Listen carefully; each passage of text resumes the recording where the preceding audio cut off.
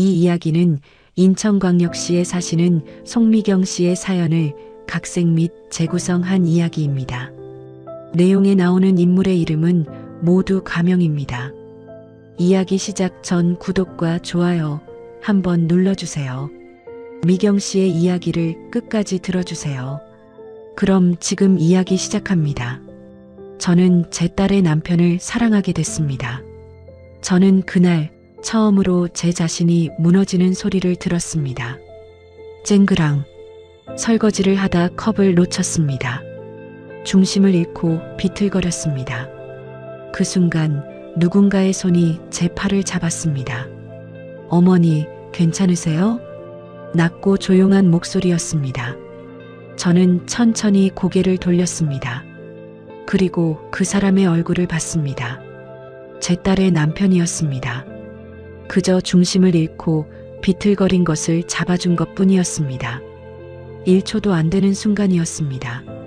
그런데 이상했습니다. 아주 이상했습니다. 그 손이 너무 따뜻했습니다. 30년 동안 누군가의 손온기를 이렇게 느껴본 적이 없다는 게 갑자기 아주 선명하게 느껴졌습니다. 제 가슴 한켠에 잠자고 있던 무언가가 눈을 뜨는 것 같은 감각이었습니다.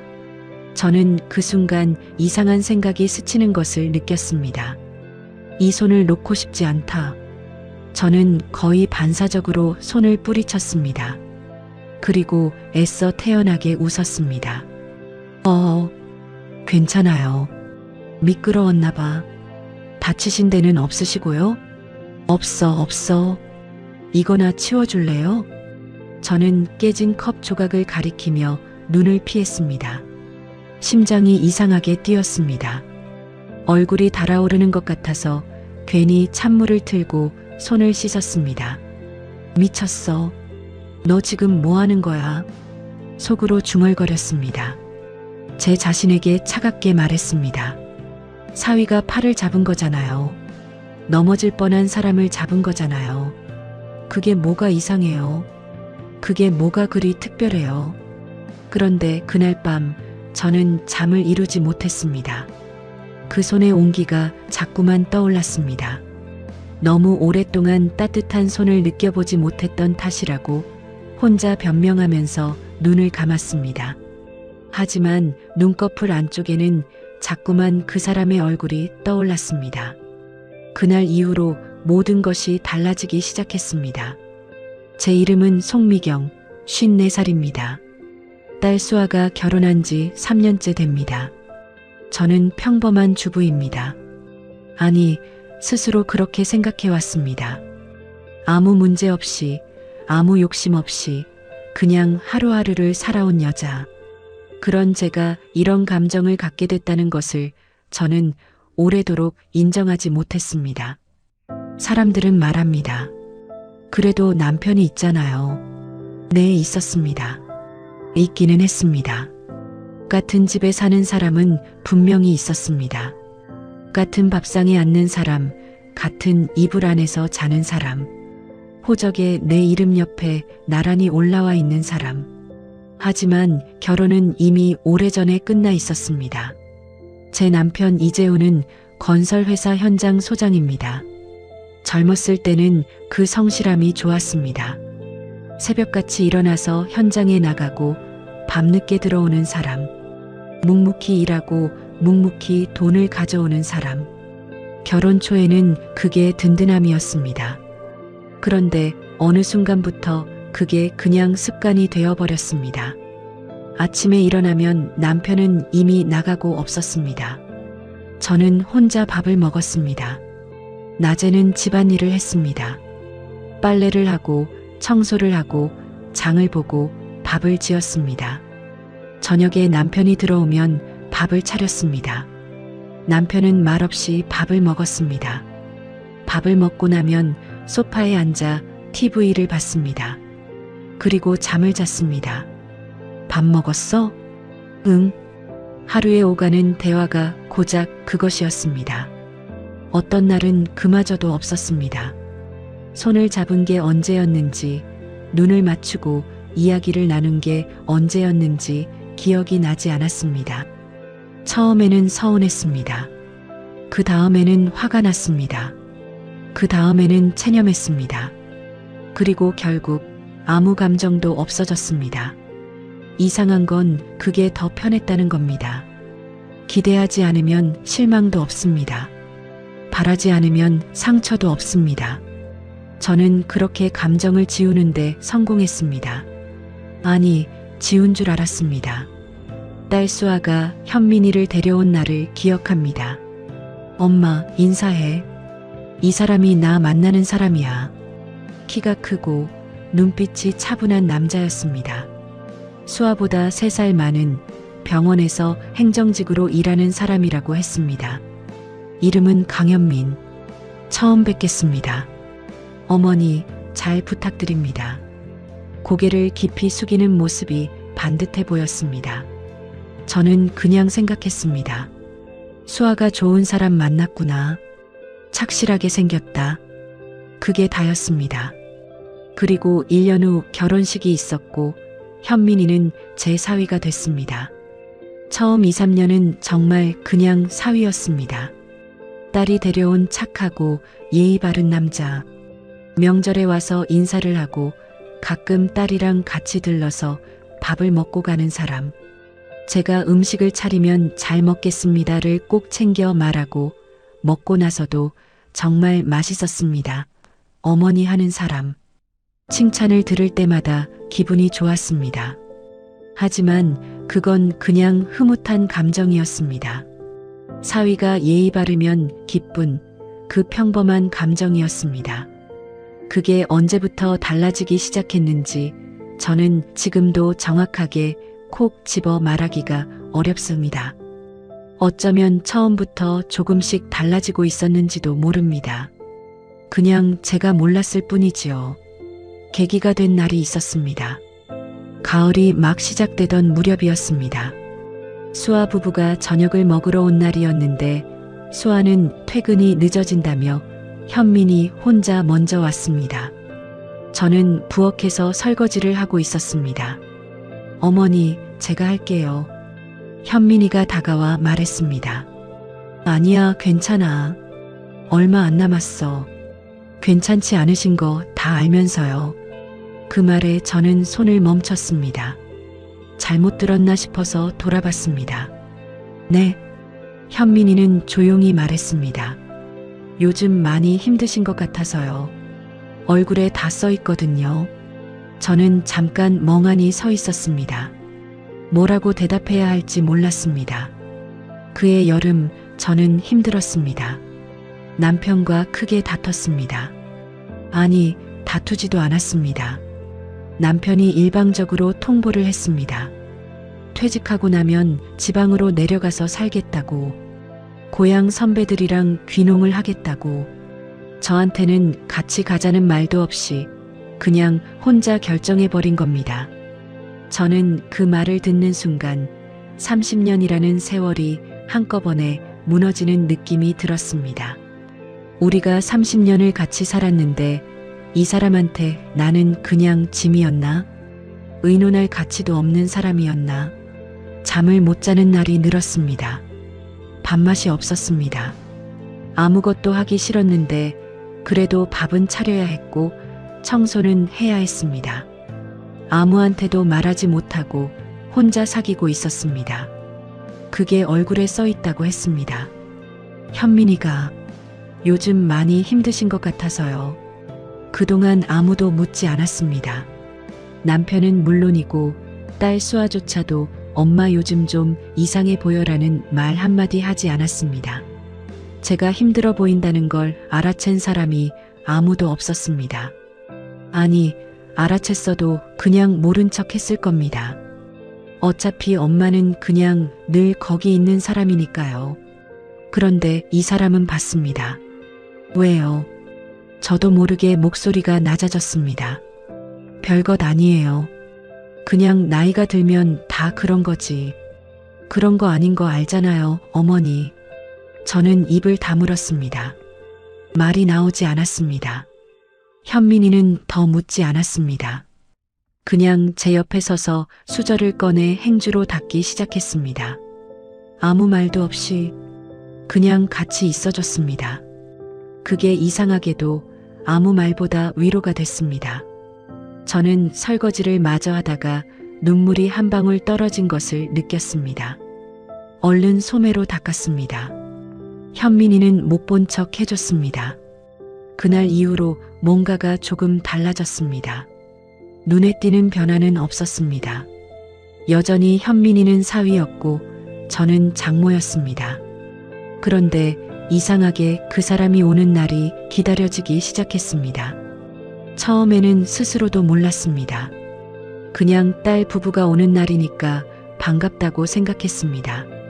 그런데 수아 혼자 오는 날은 아무렇지 않은데 현민이가 같이 오는 날은 아침부터 뭔가 마음이 들떴습니다.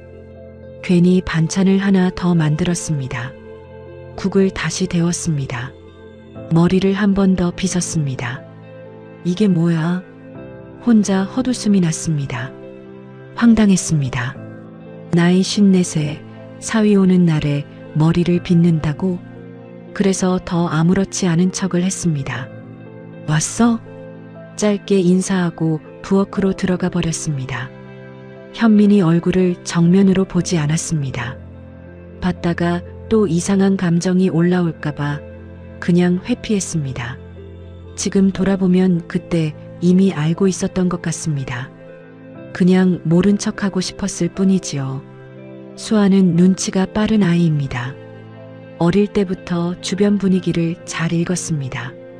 엄마 아빠 사이가 안 좋은 날이면 오늘 외식 안 해요? 라며 화제를 돌렸고, 제가 힘들어 보이는 날이면 엄마 나 오늘 마사지 받고 싶은데 같이 가자며 데리고 나가곤 했습니다. 그 눈치 빠른 딸 앞에서 저는 철저하게 연기해야 했습니다. 쉽지 않았습니다. 현민이가 수아와 같이 식탁에 앉아 있을 때 그 사람이 밥을 먹으며 가볍게 웃는 모습을 보면 저는 괜히 시선이 거기에 머물렀습니다. 얼른 눈을 돌려야 했습니다. 어느 날은 3명이서 과일을 먹고 있었습니다. 수아가 핸드폰을 들여다보며 무언가를 검색하고 있었고 현민이는 사과를 깎고 있었습니다. 어머니 드세요. 접시를 밀어주는 손을 봤습니다. 긴 손가락 반듯하게 깎인 사과 조각. 저는 자연스럽게 받아야 했습니다. 고마워요. 말은 자연스럽게 나왔습니다. 하지만 가슴속에서는 이상하게 심장이 두근거렸습니다. 미쳤어, 진짜. 속으로 제 자신을 꾸짖으면서도 손이 닿을 듯 말 듯한 그 거리가 이상하게 신경 쓰였습니다. 수아는 여전히 핸드폰을 보고 있었습니다. 저는 그게 다행이었습니다. 그게 또 무서웠습니다. 딸이 눈치채지 못하는 게 다행이라고 느끼는 그 감정이 이미 제가 뭔가를 숨기고 있다는 뜻이었으니까요. 그 무렵 저는 혼자 있는 시간이 길었습니다. 남편은 퇴직을 앞두고 마지막 현장 정리로 바빴습니다. 수아는 회사 일이 많아지면서 주말에도 종종 야근을 했습니다. 집에 혼자 있는 날이 늘어났습니다. 넓은 거실에 혼자 앉아 TV를 켜놓고 있으면 그 고요함이 때로는 참을 수 없이 무거웠습니다. 30년을 이렇게 살았는데 왜 이제 와서 이 고요함이 이렇게 크게 느껴지는 건지 알 수 없었습니다. 그날따라 현민이한테서 문자가 왔습니다. 어머니, 수아가 오늘 야근이래요. 저 혼자 들러도 될까요? 저번에 담아주신 깍두기가 떨어졌거든요. 저는 한참 화면을 들여다봤습니다. 괜찮다고 해야 했습니다. 그냥 현관에 놔둘 테니 가져가라고 해야 했습니다. 그게 맞는 거였습니다. 저는 답장을 썼습니다. 그래요. 밥은 먹었어요? 국 있는데 먹고 가요. 보내고 나서 잠시 멍하니 있었습니다. 왜 밥 먹고 가라고 했을까? 왜 국 있다고 했을까? 저는 부엌으로 가서 국을 데우기 시작했습니다. 현민이가 왔습니다. 어머니, 별것도 아닌데 번거롭게 해드려서 죄송해요. 별거 아니긴. 어서 앉아요. 저는 밥상을 차렸습니다. 깍두기를 담고 국을 떠서 올리고 저도 맞은편에 앉았습니다. 둘이서 식사를 하는 건 처음이었습니다. 잘 드네요. 제가 웃으며 말했습니다. 맛있어서요. 어머니 음식은 항상 이상하게 편하네요. 편하네요? 네. 뭔가 집 같은 냄새가 나요. 저는 그 말이 마음에 걸렸습니다. 어머니 음식이랑 달라요? 저희 엄마는 일찍 돌아가셔서요. 아, 그랬구나. 몰랐어요. 수아한테는 말 안 했을 거예요. 저도 별로 얘기를 잘 안 하는 편이라서 밥상 위로 잠깐 침묵이 흘렀습니다. 저는 국자를 들었습니다. 더 줄까요? 네, 주시면 감사히 먹겠습니다. 그렇게 밥을 먹었습니다. 남편과 마주 앉아 밥을 먹을 때의 그 텅 빈 침묵과는 달랐습니다. 이 침묵은 불편하지 않았습니다. 오히려 이상하게 따뜻했습니다. 밥을 다 먹고 제가 식기를 치우려 하자 현민이가 먼저 일어났습니다. 제가 할게요, 어머니. 앉아 계세요. 아이, 괜찮아요. 손님이 무슨... 손님 아닌데요. 짧고 담담한 말이었습니다. 저는 잠시 멈췄다가 조용히 앉았습니다. 설거지 소리가 부엌에서 들렸습니다. 남자가 설거지하는 소리. 제가 그 소리를 들으며 식탁에 앉아 있는 것이 이상하게 낯설었습니다. 30년 동안 한 번도 없었던 일이었으니까요. 현민이가 거실로 나왔습니다. TV에서는 시시한 예능이 흘러나왔습니다. 현민이는 소파에 앉았습니다. 저는 그 맞은편 의자에 앉아 있었습니다. 어색한 공기가 잠깐 흘렀습니다. 어머니, 응? 현민이는 TV를 보면서 말했습니다. 저를 보지 않고 혼자 많이 외로우시죠? 저는 반사적으로 웃었습니다. 내가 왜 외로워요? 나이 들면 다 이런 거지. 어머니가 자꾸 그런 말씀 하시더라고요. 나이 들면 다 그런 거라고. 그 말이 왜 슬프게 들리는지 모르겠어요. 저는 대답을 못했습니다. 맞는 말이었습니다.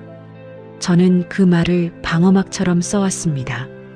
외로워도 어쩔 수 없어. 나이 들면 다 그런 거야. 서운해도 어쩔 수 없어. 나이 들면 다 그런 거야. 그렇게 스스로를 설득해왔습니다. 그런데 그 말이 슬프게 들린다고 했습니다. 눈물이 나올 것 같았습니다. 저는 얼른 입술을 깨물었습니다. 현민이는 참 이상해요.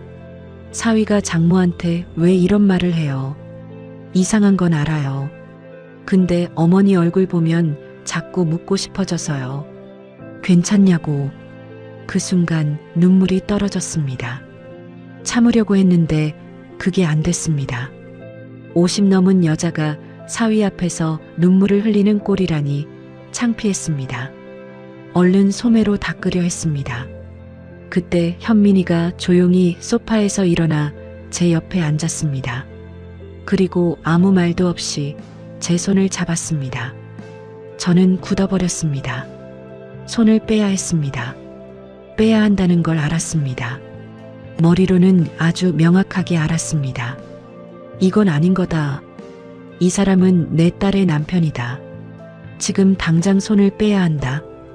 그런데 손이 움직이지 않았습니다. 아니, 움직이지 않은 게 아니었습니다. 저는 그 손을 오히려 더 꽉 잡았습니다. 눈물이 더 흘렀습니다. 말 한마디도 나오지 않았습니다. 그냥 그렇게 모르는 사람처럼, 낯선 사람처럼 그 손을 잡고 울었습니다. 얼마나 지났을까요? 현민이는 끝까지 아무 말도 하지 않았습니다. 그냥 옆에 있었습니다. 저는 그날 밤이 자꾸만 생각났습니다. 손의 온기가 아무 말 없이 옆에 있어주던 그 감각이 30년 동안 아무도 그렇게 있어준 적이 없었습니다. 그게 문제였습니다. 그날 이후로 저는 제 자신과 싸우기 시작했습니다. 이건 아무것도 아니야. 그냥 위로받은 것뿐이야. 사위가 힘든 장모 손 한번 잡아준 거잖아. 거기에 무슨 의미를 부여하는 거야? 나이 54에 무슨 감정이 생긴다는 거야? 스스로에게 계속 말했습니다. 설득하려 했습니다. 그런데 그 다음번에 수아 부부가 같이 왔을 때 현민이와 눈이 마주쳤습니다. 그 사람도 알고 있었습니다. 눈빛으로 알 수 있었습니다. 저를 보는 눈빛이 전과 달랐습니다. 뭔가를 알고 있는 사람의 눈빛이었습니다. 저는 얼른 시선을 피했습니다. 저녁을 먹고 설거지를 하는데 현민이가 와서 옆에 섰습니다. 수아는 거실에서 TV를 보고 있었습니다. 어머니, 저번에 제가 실례한 건 아니었는지요? 낮은 목소리였습니다. 아니에요. 그냥 걱정이 돼서. 알아요. 짧은 대화였습니다. 그런데 그 짧은 대화 속에 이미 많은 것이 담겨 있었습니다. 둘 다 알고 있었습니다. 그날 뭔가가 달라졌다는 것을. 저는 그 다음부터 스스로를 더 강하게 통제했습니다. 현민이가 오는 날에는 일부러 더 격식을 차렸습니다. 어머니와 사위의 경계를 더 또렷하게 그었습니다. 현민이도 눈치를 챈 것 같았습니다. 더 조심스러워졌습니다. 가까이 오지 않았습니다. 그냥 예의 바른 사위로 행동했습니다. 그게 오히려 더 힘들었습니다. 이상한 감정이었습니다. 멀어지는 게 맞는 건데 멀어지는 게 아프다는 게, 가까이 오면 안 되는 걸 아는데 멀어지면 뭔가 빠져나가는 것 같다는 게, 저는 이게 무슨 감정인지 이름을 붙이지 않으려 했습니다. 이름을 붙이는 순간 돌이킬 수 없을 것 같았으니까요. 그러던 어느 날 저녁이었습니다. 수아가 문자를 보냈습니다. 야근이라 오늘 못 가겠다고. 현민이 혼자 와 있어도 괜찮냐고. 저는 화면을 들여다봤습니다. 아니라고 해야 했습니다. 괜찮지 않다고. 오늘은 그냥 집에 있으라고. 그게 맞는 대답이었습니다.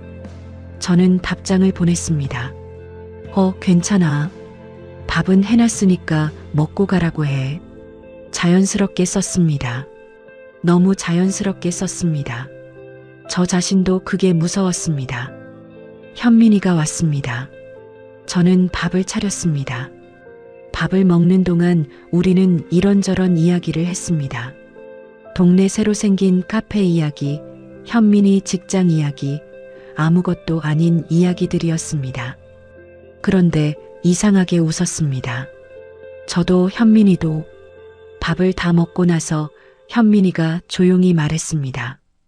어머니, 이건 아닌 거 알아요.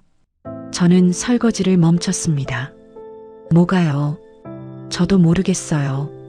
그냥 이게 아닌 거 알아요. 근데 저는 돌아보지 않았습니다. 알아요. 그런데도 자꾸. 알아요. 저는 한동안 그 자리에 서 있었습니다. 손은 물속에 담긴 채, 아무것도 씻지 않은 채. 현민이도 말을 잇지 않았습니다. 긴 침묵이 흘렀습니다. 그리고 저는 돌아봤습니다. 현민이가 저를 보고 있었습니다. 아무 말도 없이. 그날 밤 저는 선을 넘었습니다. 먼저 손을 내민 건 저였습니다. 딸의 남편에게. 장모가 먼저 손을 내밀었습니다. 그날 이후 우리는 아무 일도 없었던 것처럼 행동했습니다. 딸 앞에서는 완벽했습니다. 현민이는 여전히 어머니 왔습니다 하며 고개를 숙였고, 저는 왔어요? 밥은 먹었어? 하며 부엌으로 들어갔습니다. 수아는 아무것도 몰랐습니다. 아무것도 달라지지 않은 것처럼 보였습니다. 하지만 달라졌습니다. 모든 것이. 눈이 마주치는 순간에 그 0.5초, 밥상을 사이에 두고 앉았을 때 손끝이 스칠 듯 말 듯한 그 거리, 수아가 화장실에 간 사이 흐르는 짧은 침묵, 그 모든 것이 전과 달랐습니다. 둘 다 알고 있었습니다. 그냥 모른 척하고 있을 뿐이었습니다. 저는 매일 밤 잠들기 전에 스스로에게 물었습니다. 이게 뭐야? 이게 뭔지 알고 있잖아. 이러면 안 되는 거잖아. 그런데 대답이 나오지 않았습니다. 아니, 대답을 하고 싶지 않았습니다. 대답을 하는 순간 이게 현실이 되니까, 이름을 붙이는 순간 제가 정말 나쁜 사람이 되니까. 어느 날 저녁이었습니다. 수아가 친구 결혼식에 간다며 일찍 나갔고 남편은 현장에 갔습니다. 집에 혼자 있다가 현민이한테서 전화가 왔습니다. 어머니, 오늘 시간 되세요? 왜요? 저 근처에 있는데 잠깐 뵐 수 있을까 해서요. 저는 잠시 말이 없었습니다. 들어와요. 전화를 끊고 저는 거울을 봤습니다. 54살 여자가 거울 앞에 서서 머리를 빗고 있었습니다. 그 모습이 낯설었습니다. 가슴이 두근거렸습니다. 그게 또 무서웠습니다. 현민이가 왔습니다. 저는 차를 끓였습니다. 둘이서 식탁에 앉아 차를 마셨습니다. 별말이 없었습니다. 어머니, 응, 저 요즘 잠을 잘 못 자요. 저는 찻잔을 내려놓았습니다. 왜요? 모르겠어요. 어머니는요? 저도 잠을 못 잔다고 말하려다가 입을 다물었습니다. 대신 이렇게 말했습니다. 나도 나이 드니까 잠이 없어지더라고요. 현민이가 웃었습니다. 쓸쓸한 웃음이었습니다. 어머니는 꼭 그렇게 돌려서 말씀하세요. 내가 언제? 항상요. 힘들어도 힘들다고 안 하시고 외로워도 외롭다고 안 하시고. 저는 대답하지 않았습니다. 저는 그냥 솔직하게 말해도 된다고 생각하는데. 현민이한테? 네. 저는 창밖을 봤습니다. 저녁 하늘이 붉었습니다. 그러면 안 돼요. 왜요? 그러면 안 되는 거니까. 현민이는 잠시 말이 없었습니다. 그리고 조용히 말했습니다. 알아요. 근데 이미 늦은 것 같아요. 저도 알고 있었습니다. 이미 늦었다는 것을. 그 뒤로 우리는 한동안 말없이 앉아 있었습니다. 차가 식어도 아무도 자리에서 일어나지 않았습니다. 창밖이 붉다가 어두워졌습니다. 가로등이 하나둘 켜졌습니다. 그날도 저는 먼저 손을 내밀었습니다. 스스로 멈추지 않았습니다. 멈추고 싶지 않았습니다. 그게 가장 솔직한 고백입니다. 이중생활이 시작됐습니다. 낮에는 평범한 주부였습니다. 아침에 일어나 밥을 짓고 청소를 하고 장을 봤습니다. 남편이 들어오면 밥을 차렸고 일상적인 두 마디를 나눴습니다. 아무것도 달라지지 않은 것처럼 살았습니다. 그런데 속으로는 달랐습니다. 현민이한테서 짧은 문자가 오는 날이면 하루가 환해졌습니다. 별것도 아닌 내용이었습니다. 어머니, 오늘 날씨 좋네요 라거나, 어머니, 저번에 담아주신 깍두기 다 먹었어요 라거나, 그런 짧은 문자들이었는데 저는 그것을 몇 번씩 읽었습니다.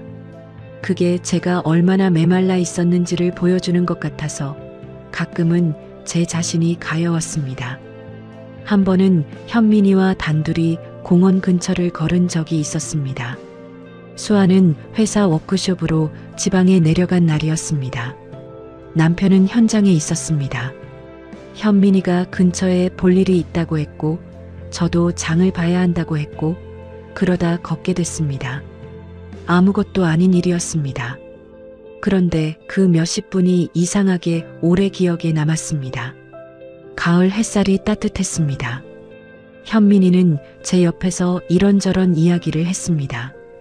동네 고양이가 지나가면 어머니, 저 고양이 봤어요?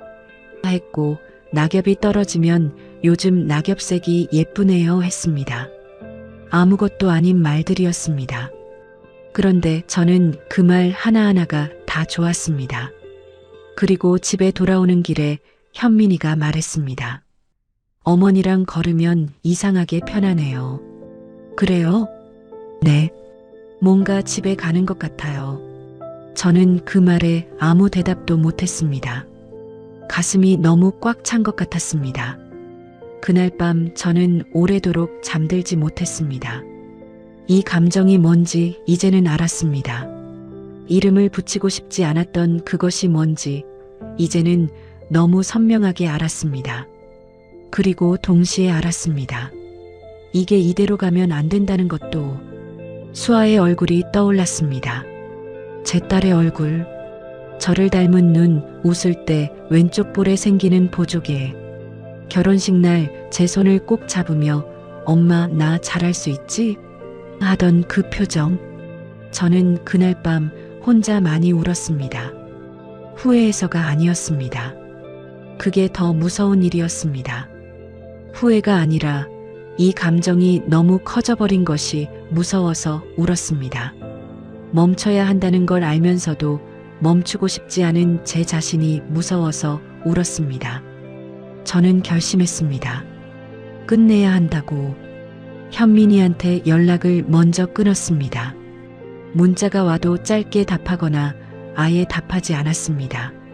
수아 부부가 오는 날에는 일부러 바깥 약속을 잡아 자리를 피했습니다. 현민이와 단둘이 있는 상황을 철저하게 만들지 않았습니다. 그 사람도 눈치챈 것 같았습니다. 어느 날 수아만 왔을 때 수아가 말했습니다. 엄마, 요즘 바빠? 현민이가 엄마 요즘 연락이 뜸하신 것 같다고 하더라고. 저는 자연스럽게 웃었습니다. 내가 뭐가 바빠? 그냥 요즘 이것저것 배우러 다니는 게 있어서. 뭐 배워? 수채화. 문화센터에서 실제로 등록했습니다. 그리고 일주일에 2번씩 나갔습니다. 현민이와 마주치지 않아도 되는 시간을 늘리기 위해서. 하지만 수채화를 배우는 그 시간에도, 붓을 잡고 색을 섞는 그 시간에도 자꾸 그 사람 생각이 났습니다. 이게 뭐야? 이 나이에 이게 뭐야? 저는 붓을 내려놓고 스스로를 꾸짖었습니다. 옆에 앉은 수강생 할머니가 왜 그래요? 손 아파요? 하고 물었습니다. 저는 웃으며 아니요, 잠깐 쉬려고요라고 했습니다. 그렇게 한 달이 지났습니다. 어느 날 현민이한테서 전화가 왔습니다. 저는 한참 울리는 전화를 들여다봤습니다. 받으면 안 됐습니다. 그냥 끊어야 했습니다. 받았습니다. 어머니, 응, 많이 피하시는 거 알아요. 바빠서요. 어머니, 왜요? 저 어머니한테 솔직하게 말해도 될까요? 저는 아무 말도 하지 않았습니다. 말을 하면 또 무너질 것 같았습니다. 어머니가 피하시는 거 맞는 거 알아요. 그게 맞는 거 저도 알고요. 근데 저는 자꾸 어머니 생각이 나요. 이러면 안 되는 거 알면서도. 긴 침묵이 흘렀습니다. 저는 눈을 감았습니다. 현민아. 네. 우리 이러면 안 돼요. 알아요. 수아가 있잖아요. 내 딸이잖아요. 알아요. 그래서 제가 이러면 안 되는 거 알아요. 근데가 없어요. 제 목소리가 떨렸습니다. 수아는 내 딸이에요. 그 애한테 이러면 안 돼요. 나는 엄마잖아요. 전화기 너머로 침묵이 흘렀습니다. 죄송해요, 어머니. 나도 미안해요. 전화를 끊었습니다. 저는 그 자리에 한참 앉아 있었습니다. 잘한 거라고 생각했습니다. 맞는 선택이라고 생각했습니다. 이제 끝난 거라고 생각했습니다. 그런데 뺨 위로 눈물이 흘렀습니다. 맞는 선택이 이렇게 아픈 줄은 몰랐습니다. 수아가 알게 된 건 제가 생각한 것보다 훨씬 이른 시점이었습니다. 그 애는 원래 눈치가 빠른 아이였습니다. 저는 잊고 있었습니다. 제 딸이 제가 생각하는 것보다 훨씬 많은 것을 보고 있다는 것을. 어느 저녁 수아가 혼자 왔습니다. 현민이는 없었습니다. 저는 아무것도 모르고 밥을 차렸습니다.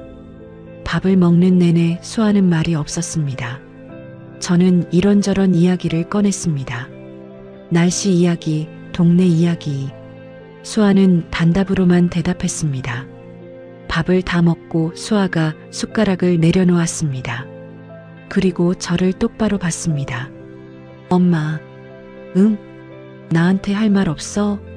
저는 심장이 내려앉는 느낌이 들었습니다. 하지만 표정은 유지했습니다. 무슨 말? 엄마가 더 잘 알잖아. 무슨 말인지. 수아야, 무슨 소리야? 엄마가 뭘? 엄마. 수아가 제 이름 대신 엄마라고 부르는 방식이 달랐습니다. 그냥 부르는 게 아니었습니다. 확인하는 목소리였습니다. 정말이냐고 묻는 목소리였습니다. 저는 더 이상 아무 말도 하지 못했습니다. 수아가 천천히 말했습니다. 현민이 핸드폰에서 봤어. 엄마 문자들. 제 머릿속이 하얘졌습니다. 일부러 본 게 아니야. 현민이 핸드폰이 켜진 채로 있었는데 화면에 엄마 이름이 떠 있었어. 그냥 지나치려 했는데 내용이 보여서 저는 아무 말도 할 수 없었습니다. 엄마, 진짜야? 그 한마디가 방 안에 조용하게 울렸습니다. 비난도 아니었습니다. 소리를 지르는 것도 아니었습니다. 그냥 묻는 것이었습니다. 정말이냐고. 그게 더 무서웠습니다. 저는 입이 떨어지지 않았습니다. 아니라고 말하고 싶었습니다. 아무것도 아니라고, 오해라고 말하고 싶었습니다. 그런데 그 말이 나오지 않았습니다. 딸의 눈을 보고 거짓말을 할 수가 없었습니다. 수아는 울지 않았습니다. 소리도 지르지 않았습니다. 그저 저를 한참 바라봤습니다. 그 눈빛이 어떤 눈빛이었는지 저는 지금도 정확하게 설명할 수가 없습니다. 배신감인지 슬픔인지 아니면 그냥 믿기 싫다는 것인지. 한참 후에 수아가 말했습니다. 엄마가 나한테 이럴 수 있어? 그리고 가방을 들고 일어났습니다. 현관문이 닫혔습니다. 저는 식탁 앞에 그대로 앉아 있었습니다. 얼마나 앉아 있었는지 모릅니다. 밥상 위에 음식이 다 식을 때까지 저는 그 자리를 떠나지 못했습니다. 그 뒤로 수아는 전화를 받지 않았습니다. 저는 매일 전화를 했습니다. 문자를 보냈습니다. 미안하다고, 엄마가 잘못했다고, 한 번만 만나자고. 하지만 수아는 받지 않았습니다. 문자에는 답이 없었습니다. 현민이도 떠났습니다. 수아가 알게 된 이후 둘이 어떻게 됐는지 저는 직접 들은 게 없습니다. 수아가 말하지 않았으니까요. 다만 공통으로 아는 지인을 통해 들은 건 수아 부부가 한동안 따로 지내고 있다는 것이었습니다. 제가 두 사람 사이를 망가뜨렸습니다. 그 생각이 들자 가슴에 돌을 얹어 놓은 것 같은 무게가 짓눌렀습니다. 남편은 아무 말도 하지 않았습니다. 수아한테 들은 것인지 아니면 이미 알고 있었던 것인지 저는 모릅니다. 남편은 그냥 아무 말도 하지 않았습니다. 예전처럼 늦게 들어왔고 밥을 먹고 소파에 앉아 TV를 봤습니다. 달라진 건 하나였습니다. 저를 보지 않았습니다. 30년을 살았는데 이제는 같은 공간에 있어도 제가 투명 인간인 것처럼 행동했습니다. 그게 어떤 비난이나 폭언보다 더 차갑게 느껴졌습니다. 저는 혼자가 됐습니다. 완전히 철저하게 혼자가 됐습니다. 그런데 이상한 건 그렇게 혼자가 됐는데도 후회만 남지는 않았다는 겁니다. 그게 스스로도 무서웠습니다. 딸한테 그런 상처를 줬는데 두 사람 사이를 그렇게 만들었는데 왜 후회만 가득하지 않은 건지. 어느 날 새벽 잠이 오지 않아 거실에 나와 앉았습니다. 아무도 없는 거실이었습니다. 가로등 빛만 창문으로 들어왔습니다. 저는 오래도록 그 빛을 바라봤습니다. 제 결혼 30년이 스쳐갔습니다. 손 한 번 잡아주지 않던 남편 그냥 버티면서 살아온 날들, 어느 순간부터 여자로서의 감정을 완전히 죽여버리고 살았던 시간들, 그리고 그 긴 세월이 끝나갈 무렵에야 그것도 이렇게 잘못된 방식으로 처음으로 누군가한테 괜찮냐는 말을 들었습니다. 처음으로 손을 잡아줬습니다. 그게 잘못된 사람이었습니다. 잘못된 방식이었습니다. 잘못된 감정이었습니다. 하지만 그 따뜻함이 뭔지를 알아버린 이후로 그 전으로 돌아갈 수가 없었습니다. 저는 그날 새벽 제 자신에게 솔직하게 물었습니다. 나는 지금 뭘 후회하는 거야? 딸한테 상처 준 것을 후회합니까? 네, 그건 진심으로 후회합니다. 후회라는 말로는 부족할 만큼 미안합니다. 내가 어떤 잘못을 한 건지, 무엇을 망가뜨린 건지, 그건 압니다. 그런데 그 감정 자체를, 그 따뜻함을, 그 짧은 시간들을 후회하냐고 물으면 저는 대답할 수가 없었습니다. 그게 제 솔직한 고백입니다. 저는 지금도 그 자리에 있습니다. 지금도 저는 같은 집에 삽니다. 남편과 함께 같은 지붕 아래 아침이면 밥을 짓고 청소를 하고 장을 봅니다. 남편은 여전히 늦게 들어오고 여전히 말이 없습니다. 달라진 것은 없습니다. 수아는 명절에 한 번 왔습니다. 현민이는 오지 않았습니다. 수아는 밥을 먹고 짧게 있다가 갔습니다. 저한테 살갑게 대하지도 않았고 차갑게 대하지도 않았습니다. 그냥 조용히 있다가 갔습니다. 그게 어떤 의미인지 저는 잘 모르겠습니다. 용서인지 아닌지도 모르겠습니다. 저는 여전히 수채화를 배우러 갑니다. 붓으로 색을 섞다 보면 어떤 날은 마음이 조금 비워지는 것 같습니다. 그리고 어떤 날은 색을 섞다가 아무 이유 없이 눈물이 납니다. 그냥 그렇게 살고 있습니다. 가끔 저 자신에게 묻습니다. 그날 비틀거리다 잡힌 그 손을 놓지 말았어야 했는가? 그 따뜻함에 반응한 제 감정을 끝까지 눌러야 했는가? 아니면 애초에 30년 동안 그냥 죽은 듯이 살아온 제가 잘못된 건가? 어느 쪽이 맞는 질문인지도 모르겠습니다. 한 가지 아는 건 제가 그토록 오랫동안 여자로 살지 못했다는 겁니다. 아내로, 엄마로, 며느리로, 주부로. 그 역할들 뒤에 송미경이라는 사람이 있다는 걸 아무도 들여다보지 않았습니다. 저 자신도 포함해서. 그러다 한 사람이 물었습니다. 괜찮냐고. 그게 전부였습니다. 그 질문 하나에 제가 무너진 겁니다. 30년을 버텨온 사람이 고작 그 한마디에. 여러분은 어떻게 생각하시나요? 잘못된 감정인 건 압니다. 잘못된 방향인 것도 압니다. 그런데 30년 동안 한 번도 괜찮냐고 묻는 사람 없이 살아온 여자에게 처음으로 그 말을 건넨 사람이 하필 그 사람이었다면 그게 정말 전적으로 제 잘못인 걸까요? 저는 지금도 그 질문에 대한 답을 모릅니다. 여러분이라면 어떻게 하셨겠습니까?